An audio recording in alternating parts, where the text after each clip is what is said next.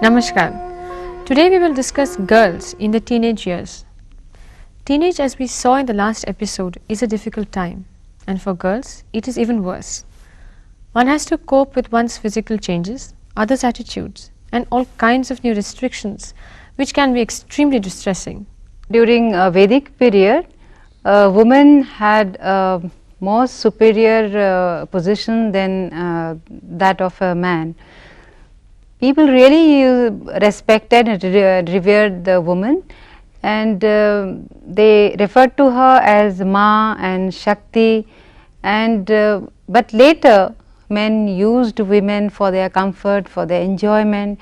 Women couldn't do anything about it. They were frustrated and they were hurt and humiliated, but because of their the lack of physical strength, they just had to bear with it, and they suppress their emotions, they suppress their feelings.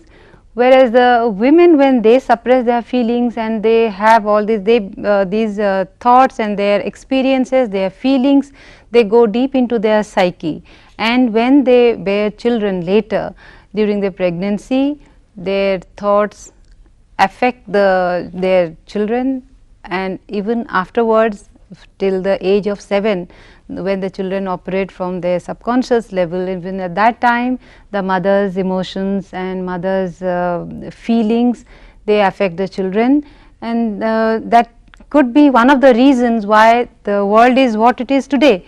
The people are, there is so much of hatred, so much of anger, there is so much of frustration, so much of depressions all around us, and world is so unsafe, especially for the girl child, that a mother has no option but to restrict her the movements. The growing teenager girls don't see these restrictions as protection, but they perceive these restrictions as restriction put only on the daughters, and they start having conflict with their parents. And this is the period, adolescent, the teenage girls, they face the problem of all kind of changes going through them, like the kind of primary sexual characteristics taking place, the kind of secondary sexual characteristics taking place. The primary sexual characteristics is like development of all reproductive organs, enlargement of reproductive organs, and the onset of menstrual cycle. The secondary sexual characteristic is the body image, the kind of body that is being formed, and the kind of hair distribution that is being made, and they are not just external appearance of a teenager girl, but it has a major impact on the personality of the girl. On the major aspect of the self concept is formed on these body images, these external appearances.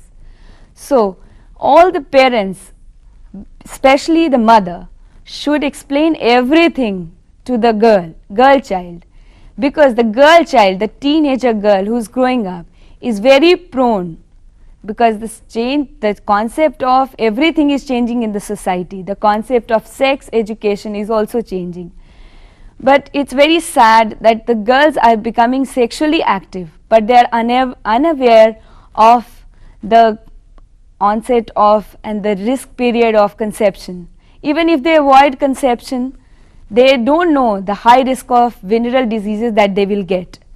So it becomes very important for the parents to have open discussion with the teenager girl, especially the mother should explain everything to the girl, that how it is good and how it is bad for her. Girls need to be introduced to meditation as early as possible. This will help them cope better and release all their pent-up negative feelings.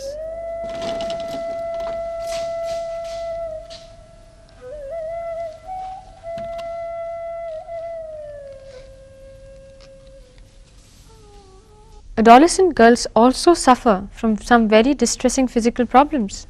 The common gynecological problems that teenage girls might face are firstly painful periods, or we call it in gynecology, we call it dysmenorrhea. This is pain during periods which is extremely common amongst the young girls. Now this may often be a recurrent problem, or it may be a problem which is temporary, but at times it can be extremely distressing for the young girl and for her parents. The other problem that a teenage girl might have is something called puberty menorrhagia, which is heavy or irregular periods during the teenage years. And lastly, premenstrual syndrome or PMS is a problem which can be suffered by some teenage girls, which includes bloatedness, irritability, headaches, constipation in the premenstrual phase of the cycle.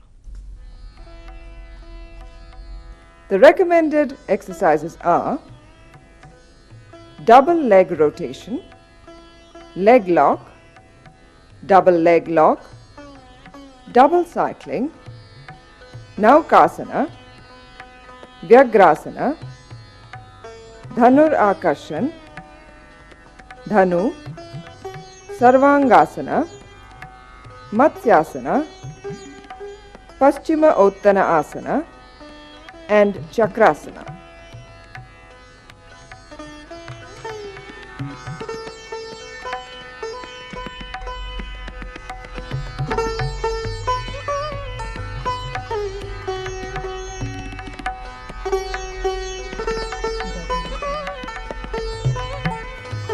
To regularize the periods and for improving general health, the recommended asanas are Bhujangasana, Shalabhasana, Dhanur Asana, Paschima Uttana Asana, and Chakrasana. Inverted asanas like the Viprita Karani Mudra are also very useful.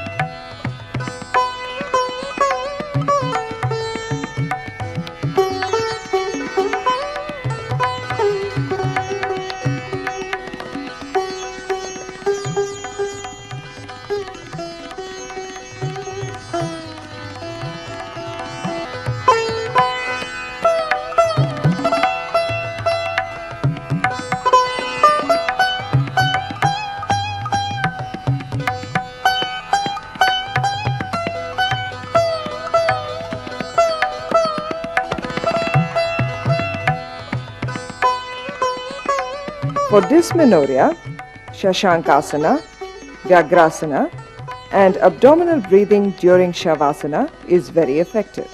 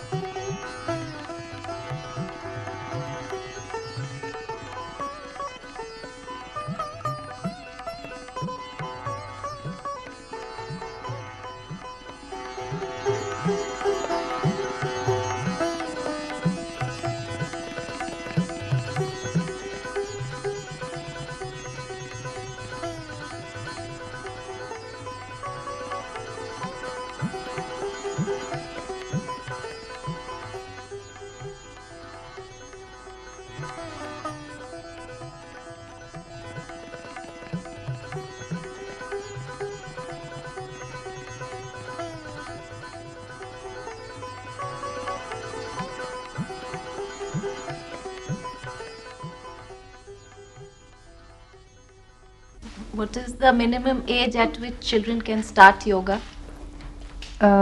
Now 5. Earlier actually we never taught yoga to children below 8, but now life has become such that the children also need yoga, so you can start at 5. Are there any yoga asanas or exercises which help in increasing height? Yes, there is very good asana, Tadasan. you grow till you are 18. So after that, if you try, naturally nothing will happen. So you have to do Tadasana every day, and you will definitely increase 2-3 extra inches. How can yoga help in controlling temper tantrums? Temper is actually it is a result of over adrenaline production. Adrenaline, when that flows into the blood, then that makes a person very angry. So which means if you can control the adrenal glands and make it normal, then the temper automatically vanishes. So asanas are there to control all the glands. Is there any yoga asana which can be done while watching TV? Yes, actually I always tell children to do Makarasana. Makarasana, you just lie on your stomach with your head propped up like this, and that is a very good asana for the back. In sitting posture also? No. Lying on the ground, on the stomach. Sitting, especially children keep on sitting. Everybody sits while watching. So that is the best posture for that. Makarasana we call it. How can yoga help me in controlling my emotional outbursts? See, all our emotions are controlled by different hormones, which means the glandular system. Which means if you can control your glandular system, then you can your emotions will be stabilized. So we teach asanas. You have to do for the entire glandular system. That will take care of you. Could you name a few, please? Surya Namaskar is the best for that. Then you have Chakrasana, and then meditation is very good. Then these days, because children are also very tense, they should do some relaxation. So once you relax your body, automatically the mind relaxes. When the mind relaxes, normally the glands also become healthy. Are dance and other exercises a form of yoga? Dance is, not other forms. Like sports and all? No. Dance is very good. It is quite similar to yoga. In yoga, we have taken many asanas from the dance form, like Nataraj and Natvar. They all are taken from dance. Classical dance, that means. Sorry? But there is more movement in dance. And in But yoga, there are mudras also, no? The hasta mudras. The mudras are the same that we have in yoga. While swimming, if I feel weak in the arms, what shall I do? You strengthen your arms. The arms muscles must be weak. So you strengthen your arms. There is a very good asana called Namaskar. And then there is Hasta Uttanasana. These asanas are very good to develop the muscles of the arms. And also Lolasana, which I think we showed. They are very good. Since the girl's contribution in creation is highly significant, appreciation of this would go a long way in creating a peaceful society.